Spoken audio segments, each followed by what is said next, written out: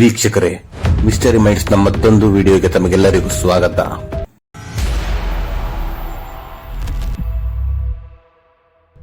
ಇಂದು ನಾವು ಆಧ್ಯಾತ್ಮಿಕತೆ ಮತ್ತು ಅದ್ಭುತಗಳ ಪವಿತ್ರ ಸ್ಥಳವಾದಂತಹ ಹಿಂದೂ ಭಕ್ತರ ಹೃದಯದಲ್ಲಿ ವಿಶೇಷ ಸ್ಥಾನವನ್ನು ಪಡೆದುಕೊಂಡಿರುವಂತಹ ಜೊತೆಗೆ ನಿಗೂಢತೆಗಳಿಂದ ಆಕರ್ಷಿತವಾಗಿರುವ ಒಂದು ಪ್ರಾಚೀನ ದೇವಾಲಯವಾದ ಪುರಿ ಜಗನ್ನಾಥ ದೇವಾಲಯದ ಬಗ್ಗೆ ತಿಳಿದುಕೊಳ್ಳೋಣ.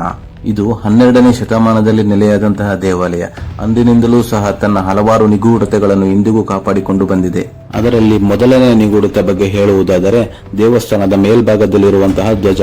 ಹೌದು ವೀಕ್ಷಕರೇ, ನಾವು ಸಾಮಾನ್ಯವಾಗಿ ಯಾವುದೇ ಧ್ವಜವು ಗಾಳಿಯು ಬೀಸುವ ದಿಕ್ಕಿನಲ್ಲಿ ಹಾರುವುದನ್ನು ನೋಡಿದ್ದೇವೆ. ಆದರೆ ಇಲ್ಲಿ ದೇವಸ್ಥಾನದ ಮೇಲ್ಭಾಗದಲ್ಲಿರುವಂತಹ ಧ್ವಜವು ಆಶ್ಚರ್ಯ ಎಂಬಂತೆ ಗಾಳಿಯು ಬೀಸುವ ವಿರುದ್ಧ ದಿಕ್ಕಿನಲ್ಲಿ ಹಾರುತ್ತದೆ. ಹಾಗೂ 1800 ವರ್ಷಗಳಿಂದ ನಡೆದುಕೊಂಡು ಬಂದಂತಹ ಸಂಪ್ರದಾಯದ ಪ್ರಕಾರ ಇಂದಿಗೂ ಸಹ ಪ್ರತಿದಿನ ಒಬ್ಬ ಅರ್ಚಕರು ಮೇಲೆ ಹತ್ತಿ ಧ್ವಜವನ್ನು ಬದಲಾಯಿಸುತ್ತಾರೆ. ದಂತಕಥೆಯ ಪ್ರಕಾರ ಈ ಸಂಪ್ರದಾಯವನ್ನು ನಿರ್ಲಕ್ಷಿಸಿದಲ್ಲಿ 18 ವರ್ಷಗಳ ಕಾಲ ದೇವಸ್ಥಾನವನ್ನು ಮುಚ್ಚಬೇಕಾಗುತ್ತದೆ ಎಂದು ಹೇಳಲಾಗುತ್ತದೆ. ಇನ್ನು ಎರಡನೇ ನಿಗೂಢತೆ ಬಗ್ಗೆ ಹೇಳುವುದಾದರೆ ದೇವಸ್ಥಾನದ ಮೇಲಿರುವಂತಹ ಸುದರ್ಶನ ಚಕ್ರ. ನಿಗೂಢತೆ ಹಾಗೂ ವಿಸ್ಮಯದಿಂದ ಕೂಡಿರುವಂತಹ ಈ ಚಕ್ರವು 1 ಟನ್ ತೂಕವಿದೆ. ಯಾವುದೇ ಯಂತ್ರೋಪಕರಣವಿಲ್ಲದೆ ದೇವಾಲಯದ ಮೇಲೆ ಇರಿಸಲಾಗಿದೆ. ಇದನ್ನು ಕೆಲಸ ಮಾಡುತ್ತಿರುವ ದೈವಿಕ ಶಕ್ತಿಯ ಸೂಚನೆ ಎಂದು ಸಹ ಕರೆಯಲಾಗುತ್ತದೆ. ಇದರ ವಾಸ್ತುಶಿಲ್ಪ ವಿನ್ಯಾಸದಲ್ಲಿ ಇನ್ನೊಂದು ರಹಸ್ಯ ಕೂಡ ಅಡಗಿದೆ. ಈ ಚಕ್ರವು ಎಲ್ಲಾ ಕೋನಗಳಿಂದಲೂ ಒಂದೇ ರೀತಿಯ ನೋಟವನ್ನು ಹೊಂದಿದೆ. ಇನ್ನು ಮೂರನೆಯ ನಿಗೂಢತೆ ಬಗ್ಗೆ ಹೇಳುವುದಾದರೆ ನೆರಳುಗಳ ಅನುಪಸ್ಥಿತಿ. ವೀಕ್ಷಕರೇ, ಈ ಜಗನ್ನಾಥ ದೇವಾಲಯದಲ್ಲಿ ಇರುವ ನಿಗೂಢತೆಗಳಲ್ಲಿ ಇದು ಕೂಡ ಒಂದು. ಸಾಮಾನ್ಯವಾಗಿ ನಾವು ದಿನನಿತ್ಯ ಗಮನಿಸಿದಂತೆ ಸಮಯ ಕಳೆದಂತೆ ಹಾಗೂ ಸೂರ್ಯನ ದಿಕ್ಕು ಬದಲಾದಂತೆ ನಮ್ಮ ನೆರಳಿನ ದಿಕ್ಕು ಕೂಡ ಬದಲಾಗುತ್ತದೆ. ಆದರೆ ಇಲ್ಲಿ ಸಮಯ ಹಾಗೂ ಸೂರ್ಯನ ಸ್ಥಾನ ಏನೇ ಇರಲಿ, ಈ ದೇವಾಲಯವು ನೆರಳಿನಿಂದ ಸ್ಪರ್ಶಿಸಲ್ಪಡುವುದಿಲ್ಲ.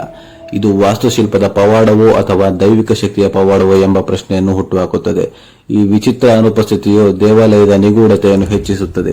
ಇನ್ನು 4ನೆಯ ನಿಗೂಢತೆಯ ಬಗ್ಗೆ ಹೇಳುವುದಾದರೆ ಭಾರತದ ಇತರ ದೇವಾಲಯಗಳಿಗಿಂತ ಭಿನ್ನವಾಗಿರುವ ಈ ದೇವಾಲಯದ ಮೇಲ್ಭಾಗದ ಆಕಾಶದಲ್ಲಿ ಯಾವುದೇ ಪಕ್ಷಿಗಳು ಅಥವಾ ವಿಮಾನಗಳು ಹಾರಾಡುವುದಿಲ್ಲ.